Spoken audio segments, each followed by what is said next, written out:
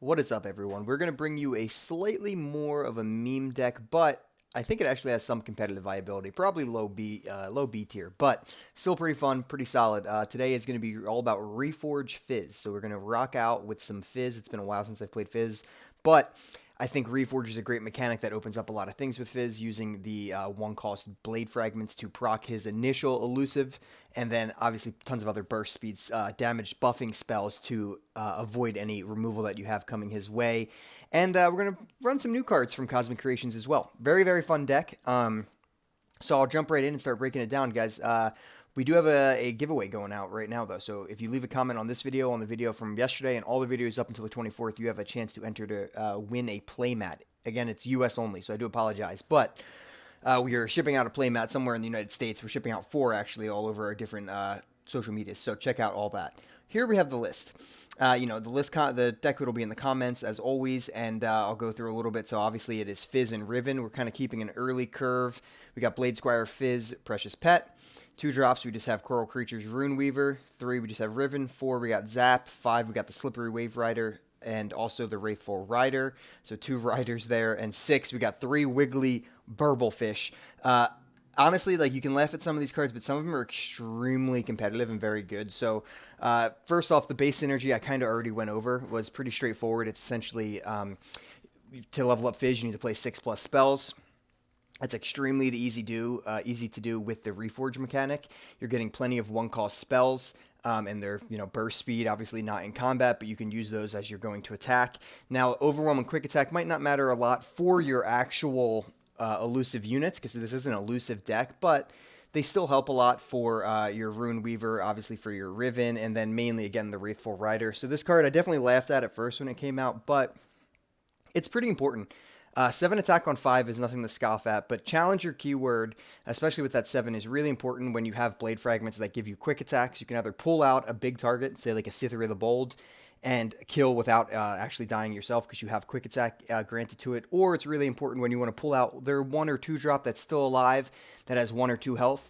You pull that out, you put Overwhelm on this unit, and then you get a bunch of damage through. So the blade fragments still will find a use, and as you're using them, you will level up Fizz. Once Fizz is leveled, he'll be a 3/2, which is very solid. And you can continue to use those blade fragments to proc his initial elusiveness. And then once you get into combat, if you do need to avoid a spell, you have plenty of other options with Elixir of Wrath, Brother's Bond, Weapon Hilt, and then anything else that you're creating. So we are creating one-cost spells with Coral Creatures, which is interesting. And ideally, we're going to make the Wiggly Burblefish cost very low, which really 0 is where we want to get him to, which is very obtainable. 6 spells is very easy because we're going to level up Fizz in the same spot as that anyway.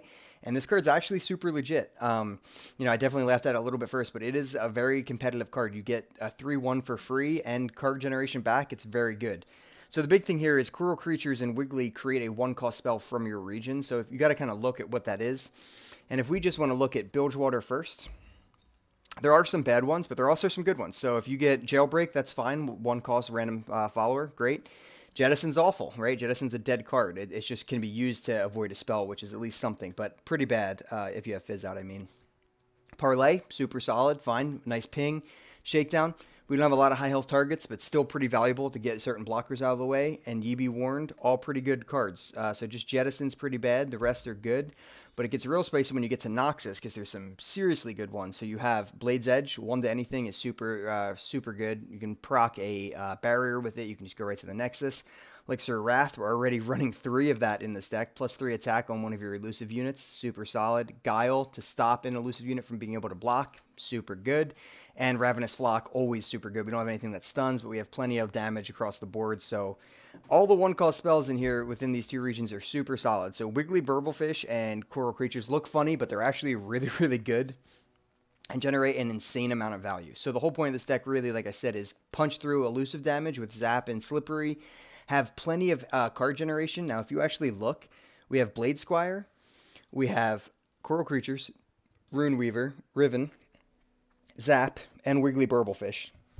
They all create cards from play. That's more than half of our units, significantly, probably 70% of our units are creating cards on play or on a certain effect. And I didn't even include Fizz in that, who will create a spell once he actually levels up. He creates a Chum the Waters. So there's a lot of units here that have good value generation. So you're going to be able to constantly be generating a lot of cards. You do have 3 things with Attune, which really helps with the Blade Fragments because you can really start playing things as you're going, which is really nice. And it's just a blast. It's really a rush deck. You're trying to use Noxian Fervor to avoid healing spells and dealing damage, and just keep using your spells to get going. It can get clunky. Hard removal can hurt us. We don't have a ton of ways to get around removal. I think the biggest weakness most likely is against a challenger heavy deck. Like Grand Plaza is pretty rough because they just pull all your elusive stuff. But if it's elusive versus elusives, we have plenty of good options around that, so I'm not too worried about that. And if it is really removal heavy, if we do get Fizz, we can really play some good games, keep enough mana to be able to use spells in order to keep Fizz alive and get really, really annoying plays. The games where you see Fizz turn 1, turn 2, you have a really good chance of doing a lot of damage with. So that's the deck, guys. It's Reforge Fizz. It's a super fun deck. This is day 2. I'm going to try to go for 7 straight with brand new decks each day. I might have one more Riven deck for you guys tomorrow. I started with her. There'll also be an article dropping on runeterraccg.com about all different Riven decks that I started crafting. And then from there, I'll jump into some new champions and some new cards. So I'm super excited. Guys, if you haven't already, drop a like, drop a comment for us. Every comment on these videos, 1 per video, will enter you into win the mousepad giveaway. I think the last video already got like 10 or so comments, which is great. So 10 people are entered, 1 enter each. If they all comment again on this video, they'll be entered again. And we'll give away that mousepad on the 24th. So you have 6 more days to enter. You can go back and comment on all of them as well. I appreciate you guys watching. Make sure you subscribe and stay tuned for plenty more content. Peace out.